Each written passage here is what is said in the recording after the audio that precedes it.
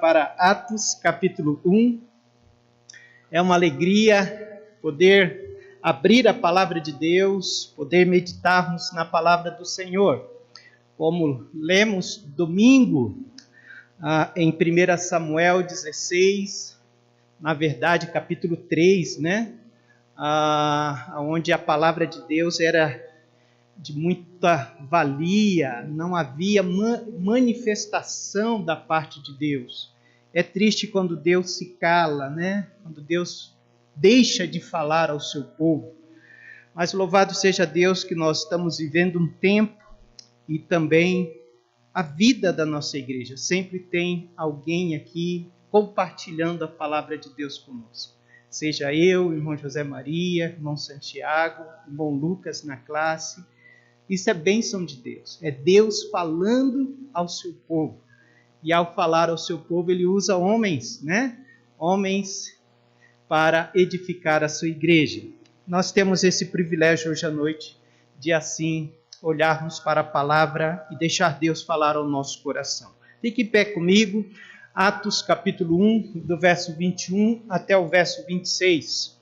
Diz o verso 21: É necessário, pois, que dos homens que conviveram conosco todo o tempo em que o Senhor Jesus entrou e saiu dentre nós, começando desde o batismo de João até o dia em que entre nós foi recebido em cima, um deles se faça conosco testemunha da sua ressurreição.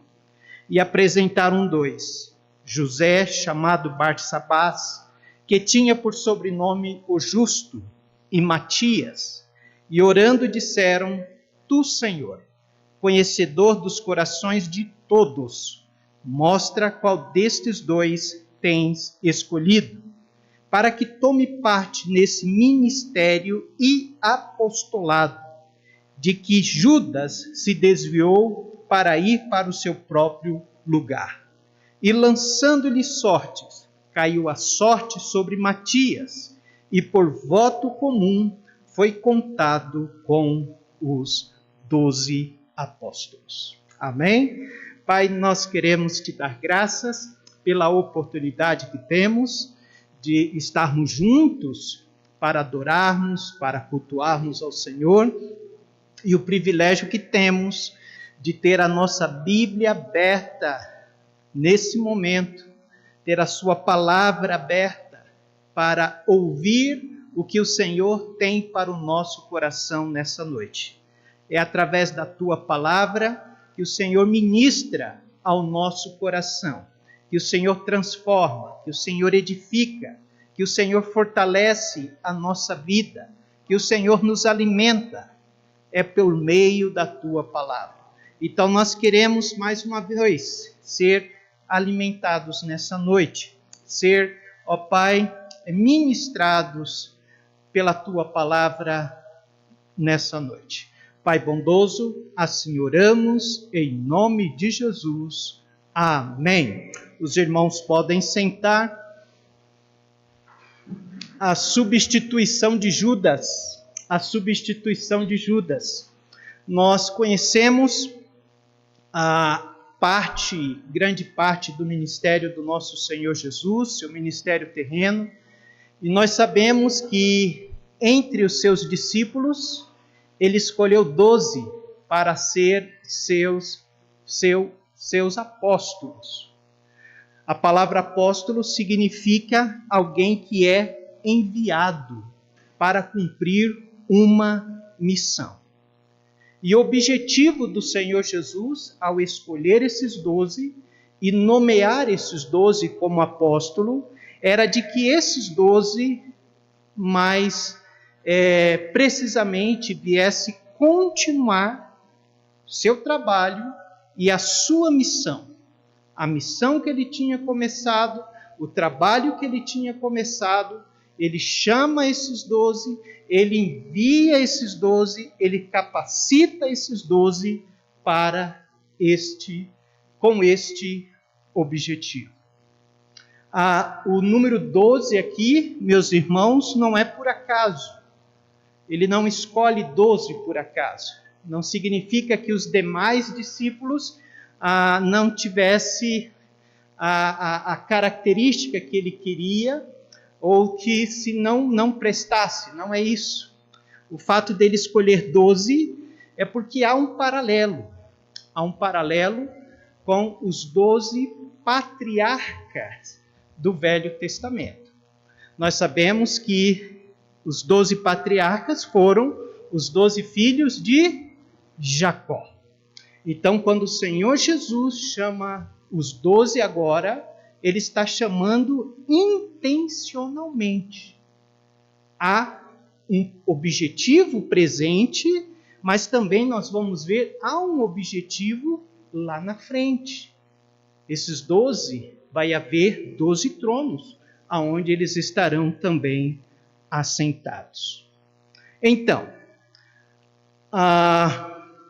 nós sabemos que dentre esses 12, um falhou. Nós sabemos que um se desviou da sua missão.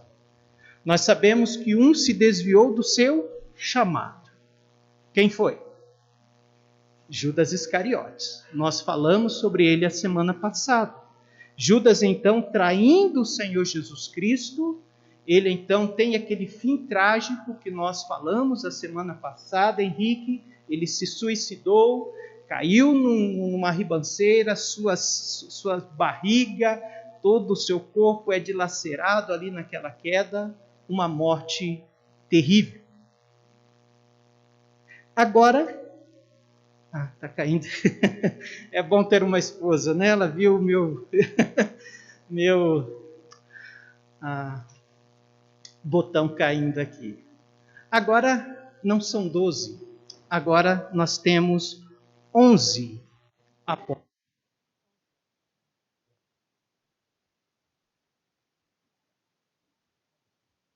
Era necessário. Nós vamos ver Pedro falando. Por que era necessário? Possivelmente o Senhor Jesus Cristo orientou Pedro naqueles 40 dias, onde fica.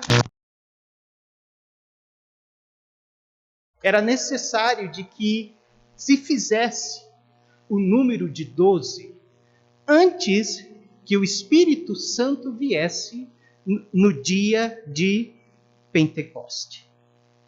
Então, foi necessário a escolha de mais um para compor os 12. A igreja precisava estar representada completamente com os 12 apóstolos. Então, Lucas, que é o escritor do livro de Atos, narra para nós como aconteceu esta substituição. Ele narra como os apóstolos, a igreja ali, que nós vimos que era um grupo de 120 pessoas, como esses irmãos agora vão cumprir as Escrituras para escolher aquela vaga, para preencher aquela vaga daquele apóstolo. Primeiramente, nós podemos ver que Lucas destaca que esta escolha, irmãos, esta substituição, ela foi feita debaixo de muita oração. A palavra de Deus diz que quando Jesus sobe assunto aos céus e eles descem para o Sinédrio, eles fazem uma reunião de oração. E em todo tempo, enquanto não chega a descida do Espírito Santo, a igreja está em oração. Então eles estão fazendo esta substituição debaixo de muita oração. Isso é significativo para nós.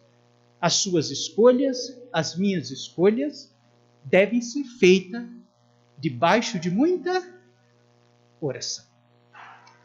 Em segundo lugar, Lucas vai narrar para nós que Pedro, ele vai tomar a frente para essa escolha. E Pedro vai agir à luz das Escrituras.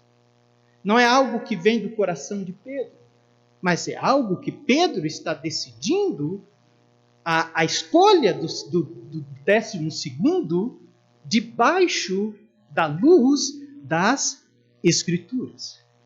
Falamos a semana passada de que pelas Escrituras ele mostrou para nós a perda do lugar de Judas. Mas também vimos a semana passada que também pelas Escrituras era necessário que aquele lugar também fosse ocupado, fosse preenchido. Pedro usou Salmos 69, 25 e Salmos 109, 8, onde diz lá de que um que era amigo fiel viria de trair o Senhor, deixou o Senhor e que outro tomasse o seu lugar.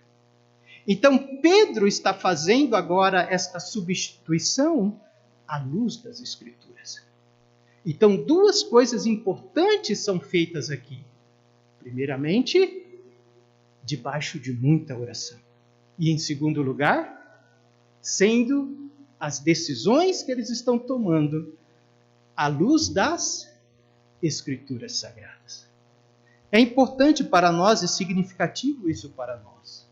Nenhuma decisão que eu deva tomar na minha vida, eu devo excluir essas duas realidades espirituais, a oração e a direção da palavra.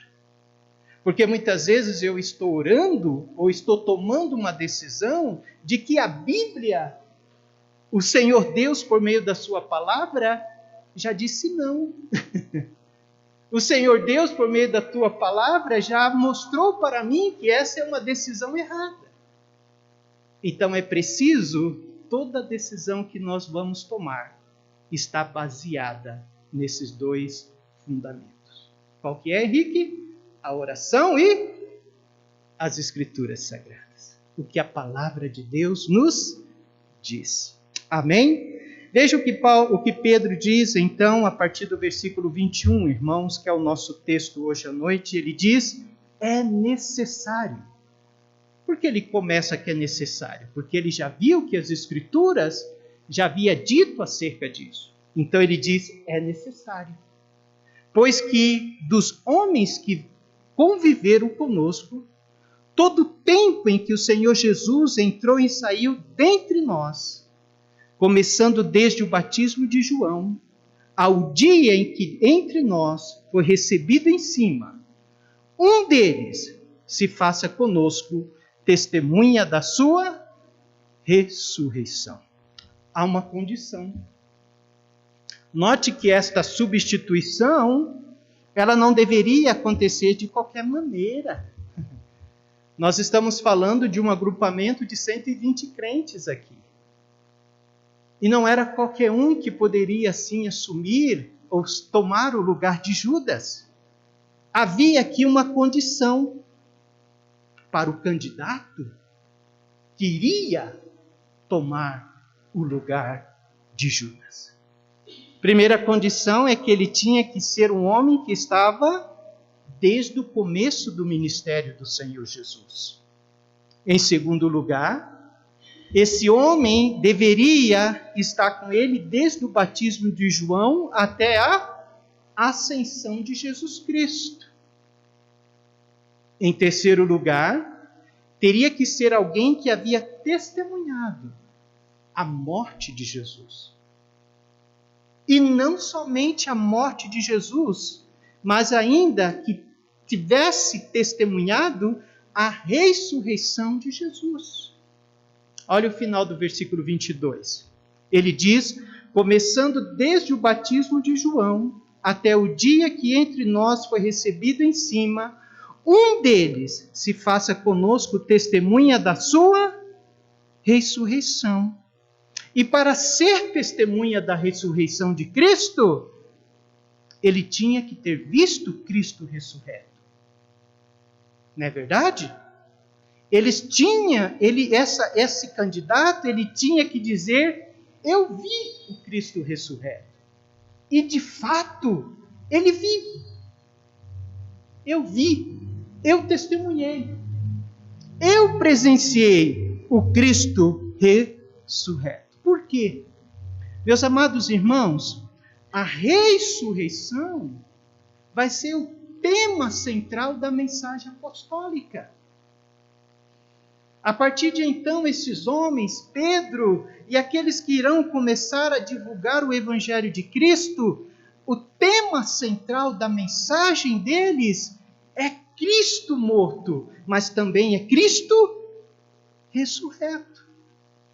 O livro de Atos começa com a ressurreição de Jesus e o livro de Atos termina falando acerca da ressurreição de Jesus.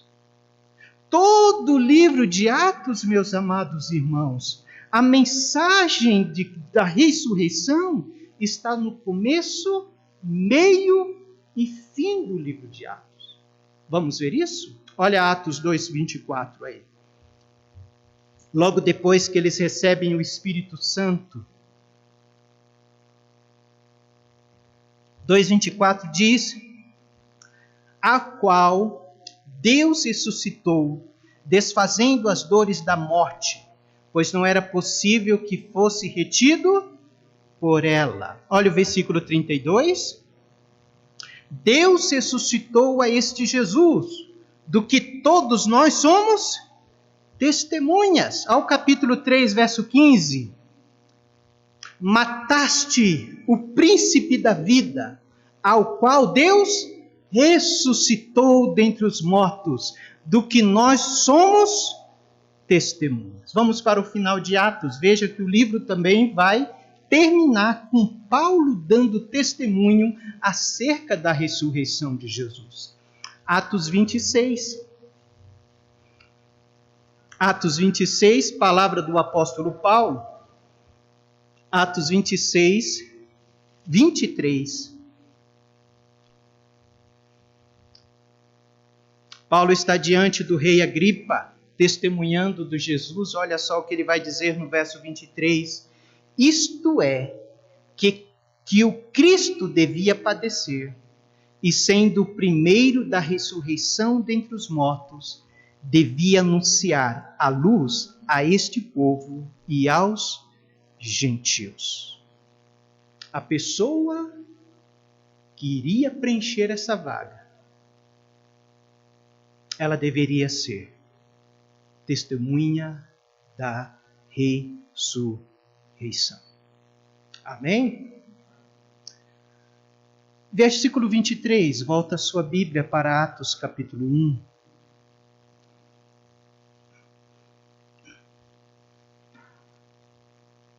Verso 23 diz, Atos 1, 23 diz, e apresentaram dois, José, chamado Barsabás, que tinha por sobrenome o Justo, e Matias.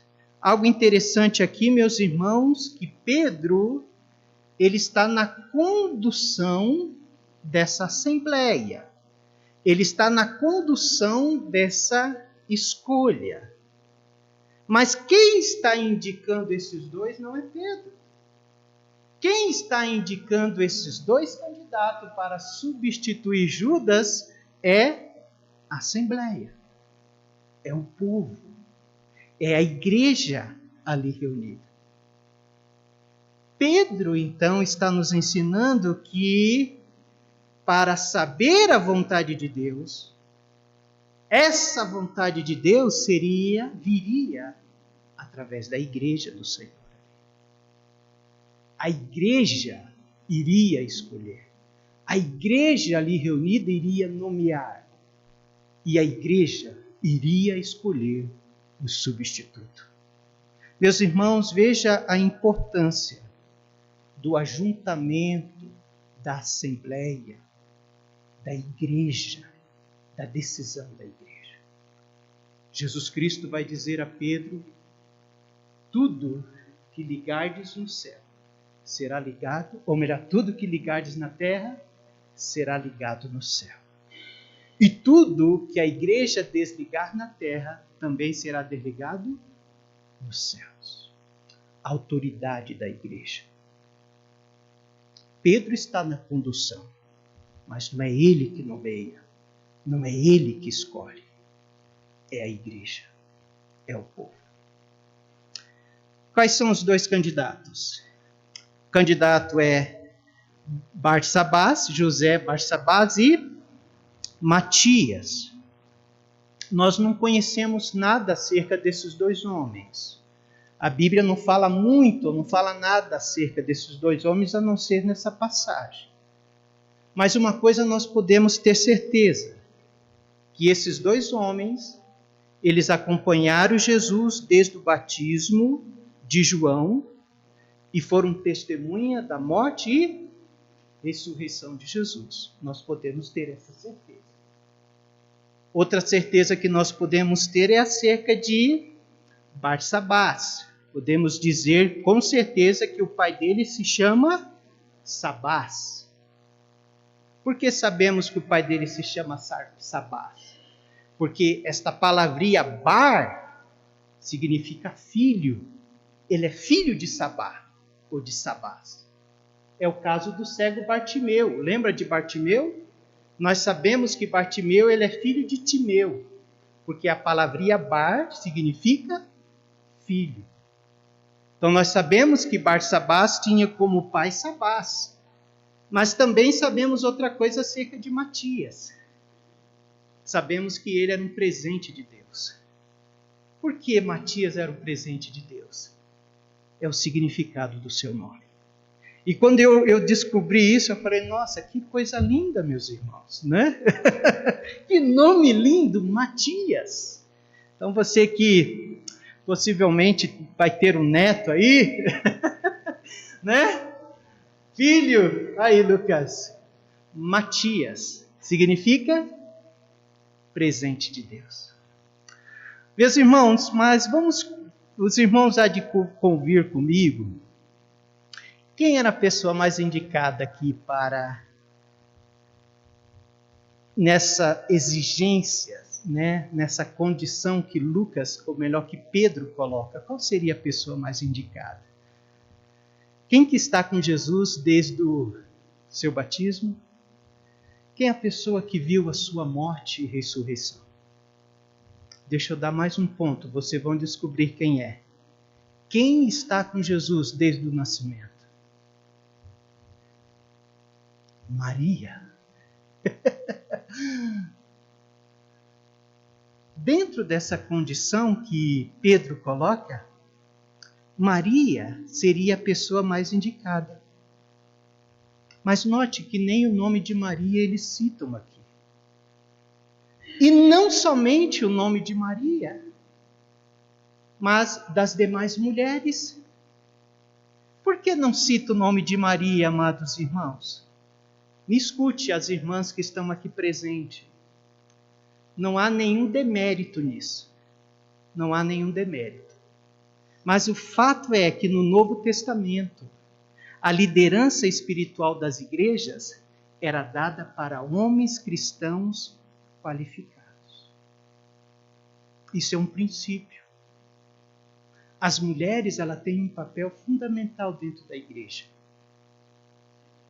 E o papel que elas já exerciam no tempo de Jesus e elas estão exercendo aqui. Qual é o papel?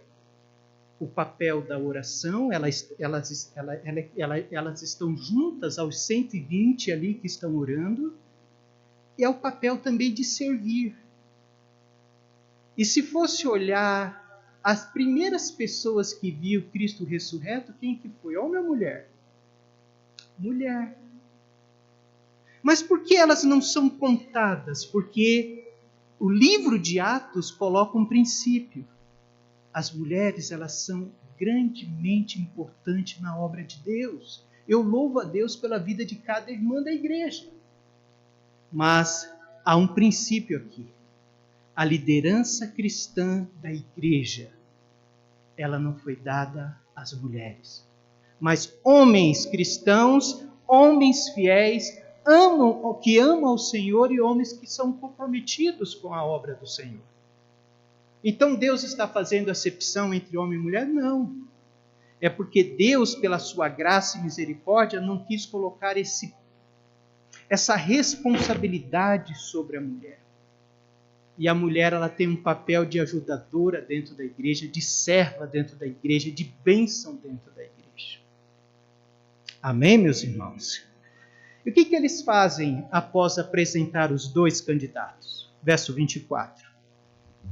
Mais uma vez eles vão orar. Como é importante, irmãos, a oração. Como é importante a oração nas nossas decisões.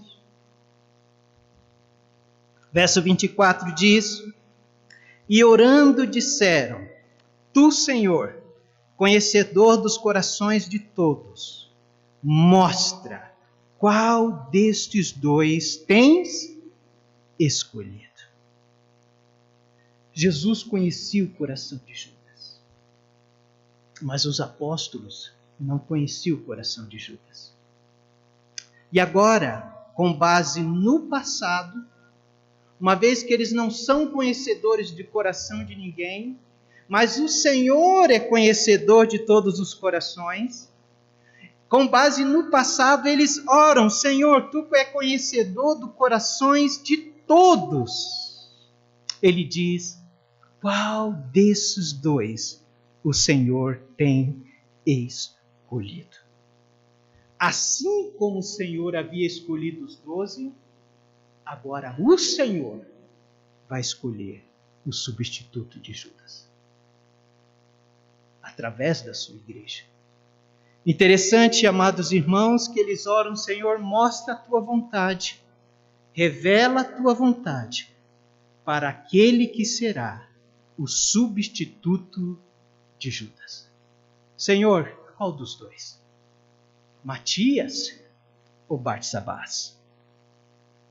A verdadeira escolha vinha do Senhor através da igreja.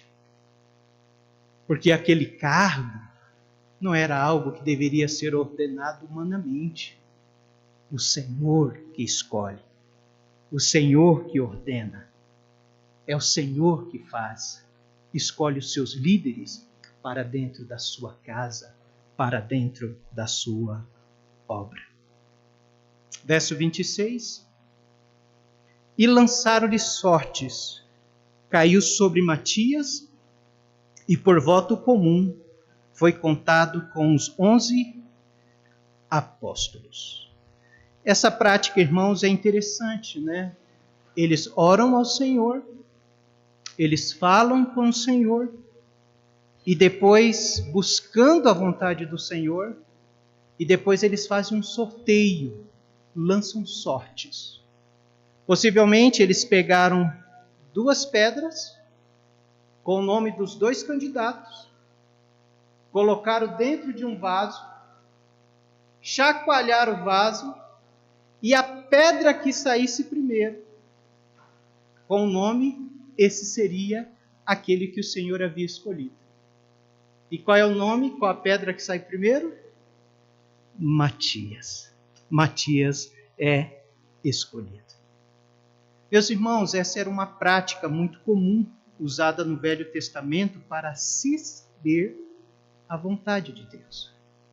Essa era uma prática muito comum que determinava a escolha de Deus, a vontade de Deus. Nós vamos encontrar isso na divisão da terra de Canaã. Josué teve que lançar sorte para saber para quais famílias ou quais tribos iriam ficar determinada região da terra prometida. Nós vamos ver isso também quando os marinheiros estavam já no meio do mar e de repente veio aquela grande tempestade, tinha um cidadão dormindo no porão do navio. Quem era? Jonas. A palavra de Deus diz que os marinheiros lançam sorte e a sorte caiu sobre Jonas. Nós vamos ver isso também quando o povo volta do exílio. Eles voltam do exílio, eles passam 70 anos no exílio, agora eles chegam em Jerusalém, e alguns deles, ou a grande maioria, queria morar em Jerusalém. Podemos dizer que queria morar em Alphaville. Quem que vai morar em Jerusalém e quem não vai? A palavra de Deus vai nos dizer em Neemias 11:1 que Neemias vai lançar sortes para escolher aqueles que iriam morar em Jerusalém. Então, Deus deu esse recurso para se consultar a sua vontade. Perfeito? Uma vez que eles não tinham a mesma quantidade de revelação que nós temos hoje registrado nas Escrituras. Eles não tinham, mas nós temos. Agora, nós vamos ver aqui em Atos que a partir da vinda do Espírito Santo, ou seja, a partir de Pentecoste, nós não vemos mais essa prática de lançar sorte. Tanto que, no capítulo 6 de Atos, o que vai acontecer? A escolha dos diáconos. Os apóstolos, havia muito trabalho, havia as viúvas helenistas, e eles então dizem, vamos escolher homens para que possam cuidar dessa parte, enquanto nós venhamos nos dedicar à oração e à palavra. E quando eles vão escolher então os 7 diáconos, você não vê esses homens mais lançando sorte. Por que eles não lançam sorte? Porque agora eles têm o Espírito Santo de Deus. Não só ele, mas agora nós temos o Espírito Santo de Deus, que nos conduz, que nos mostra a vontade de Deus. Amém? Então, o servo de Cristo, como ele deve agora saber a vontade de Deus? Lança sorte?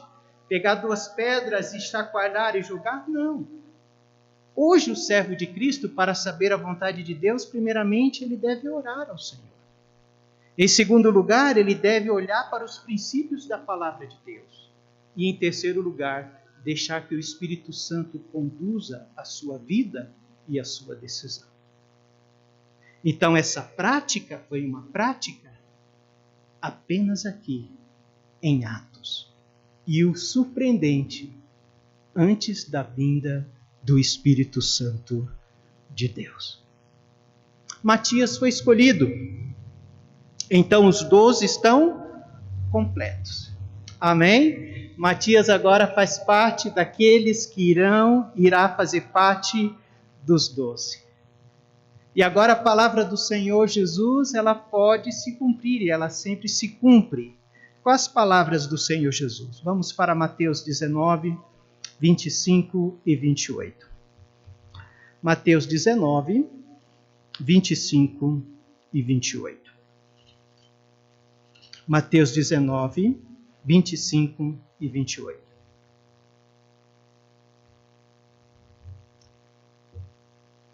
Em Mateus 19, verso 25, vai nos dizer assim: E os seus discípulos, ouvindo isto, admiraram-se muito, dizendo: Quem poderá, pois, salvar-se? E Jesus, olhando para eles, disse-lhes: Aos homens é isto impossível, mas a Deus tudo é possível.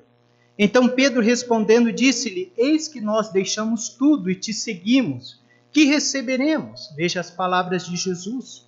E Jesus lhe disse-lhes: Em verdade vos digo que vós, que me seguistes, quando na regeneração do Filho do Homem se assentar no trono da sua glória, também vós assentareis sobre 12 tronos, para julgar as 12 tribos de Israel. Ou seja, não poderia ser 11, tinha que ser 12.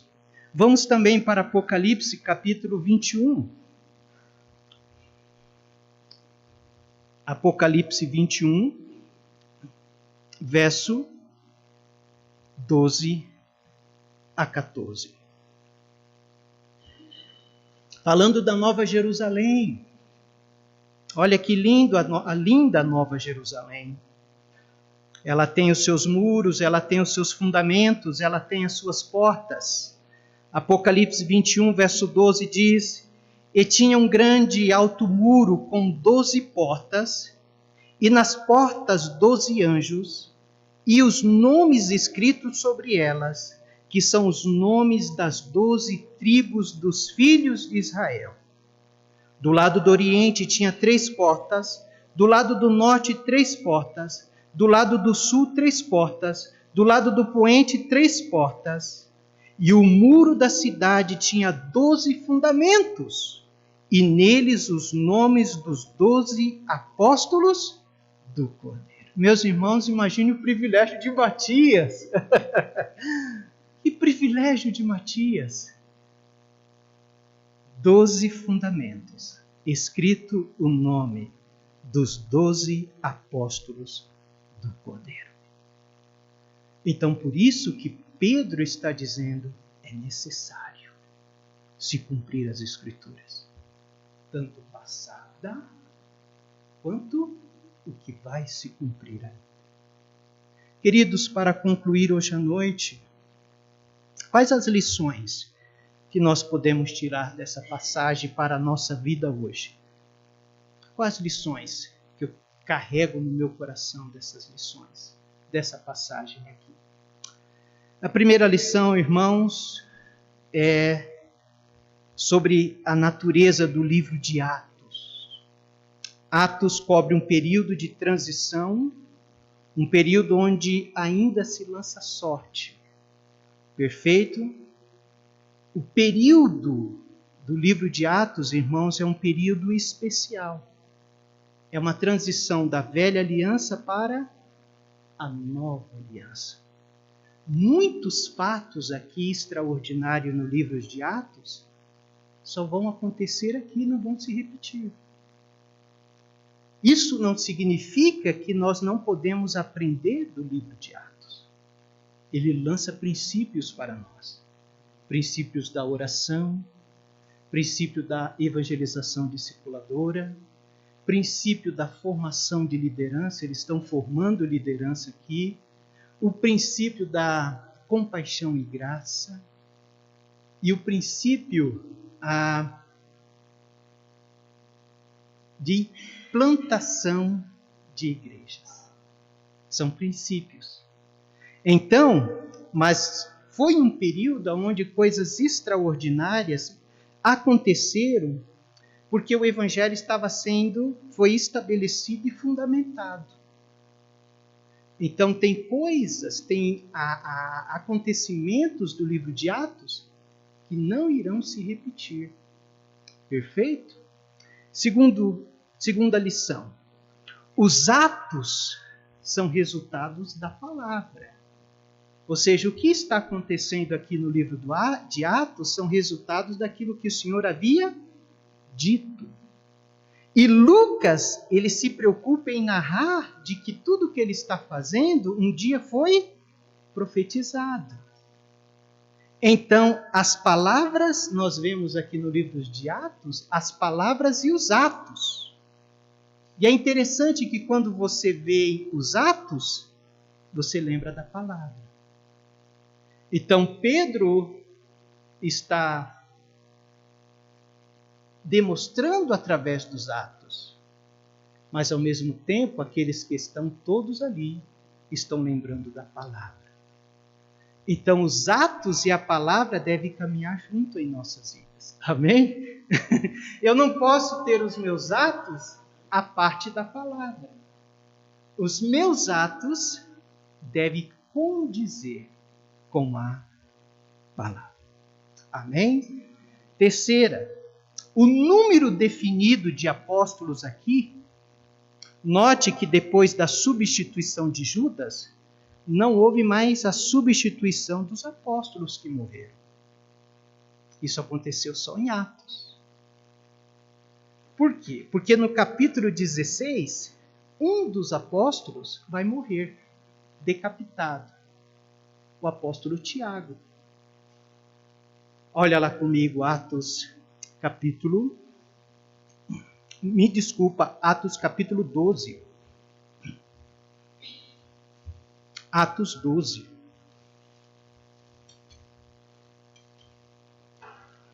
Atos 12 diz: E por aquele mesmo tempo o rei Herodes estendeu a mão sobre alguns da igreja para os maltratar, e matou a espada Tiago, irmão de João. Ele era um dos apóstolos também. Note que Tiago não é mais substituído. E nós vemos aqui de que o número de apóstolos, os 12, e os apóstolos, era para aquele tempo. Isso quer nos dizer de que não há apóstolos hoje. Os apóstolos, conforme os 12 e o apóstolo Paulo, não há mais nos dias de hoje. Pastor, mas eu tenho visto tantos vídeos de apóstolo aqui, apóstolo ali. É coisas das igrejas de hoje. Mas, biblicamente falando, o tempo dos apóstolos cessou. E por que Judas foi substituído? Não é porque Judas morreu. Ele foi substituído porque ele se desviou. Aí substituíram para compor os 12. Mas depois Tiago morreu, não foi substituído. E os outros foram morrendo e não mais foram substituídos. O tempo dos apóstolos é uma dos ingredientes desse tempo, desse período especial do livro de Atos. Perfeito? Quarto, como podemos discernir a vontade de Deus hoje, irmãos? Muita oração, leitura das Escrituras e tenha o seu coração aberto e atento à direção do Espírito Santo de Deus. Perfeito? Quinta, a importância de um colegiado. Nunca um líder somente na igreja. A igreja deve ser conduzida por homens cristãos qualificados. Não Pedro. Pedro sabia a importância de um colegiado de liderança. Ele sabia a importância de ter a direção da igreja, não por um só. Primeiramente os 12, e depois ele vai escolher os 7 diáconos. E em último lugar, irmãos, eu creio que dentre essas aqui é o que falou mais no meu coração dessa aplicação. Esteja sempre pronto. Esteja sempre pronto. Por que eu devo estar sempre pronto? Porque o Senhor, Ele surpreende os seus servos fiéis. De quem eu estou falando? De Matias. A igreja escolheu Matias, mas Matias estava pronto. Então, seja fiel, querido. Nós nunca podemos imaginar aquilo que Deus pode fazer com as nossas vidas. Nós nunca podemos imaginar o plano que Deus tem para nós. A palavra de Deus diz: ser fiel no pouco e no muito, ser fiel apenas. Talvez Deus tenha reservado Lucas, Henrique, o irmão Carlos, o irmão José Maria, coisas que vocês nem imaginam para a vida de vocês e para a vida das irmãs que estão aqui presentes. Seja fiel, esteja pronto para o agir do Senhor. Ele caminhou com os 12, mas não fazia parte dos 12. De repente uma vaga surge. Talvez ele se perguntava, mas Deus escolheu ele para compor os 12. Que Deus nos abençoe, queridos.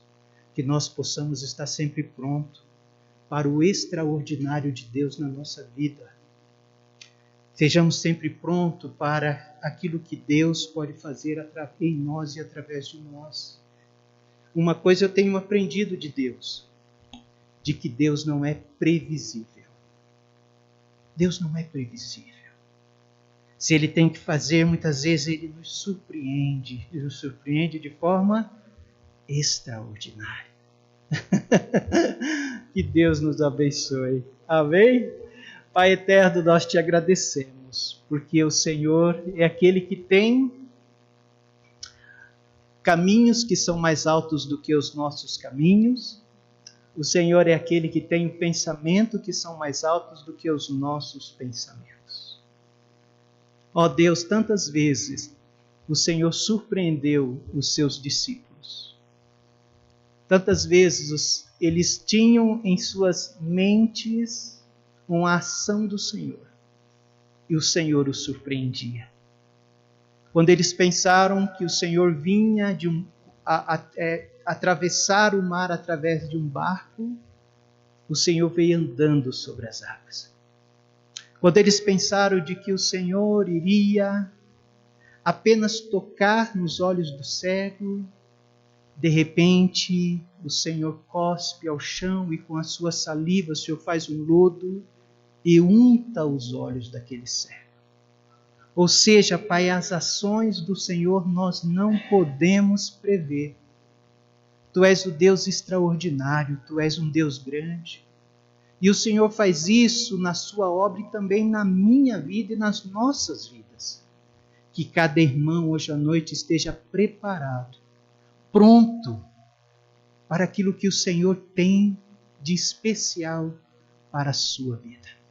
Assim como Matias, que após tempo caminhando ao lado dos apóstolos, agora pela escolha do Senhor, pela vontade do Senhor, ele compõe os 12. Ó Deus, cremos de que os planos do Senhor para nós são bons, perfeitos e agradáveis. Que assim possamos viver na expectativa da grandiosidade da Tua obra e da Tua vontade para nossas vidas, no nome de Jesus. Amém. Deus nos abençoe, meus irmãos. Nós